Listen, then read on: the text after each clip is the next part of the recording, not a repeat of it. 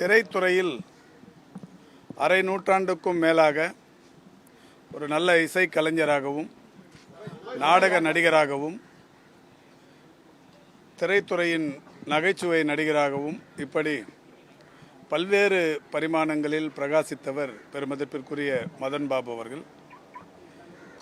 அவர் இன்றைக்கு உடல் நலம் குன்றிய நிலையில் நம்மிடமிருந்து விடைபெற்றிருக்கிறார். பெருமதிப்பிற்குரிய மதன் பாபு அவர்கள்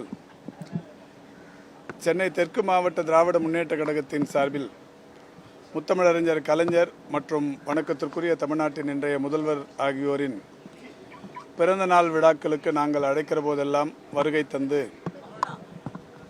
நிகழ்ச்சிகளில் பங்கேற்று கருத்துக்களை வழங்கி சிறப்பித்திருக்கிறார். அந்த வகையில்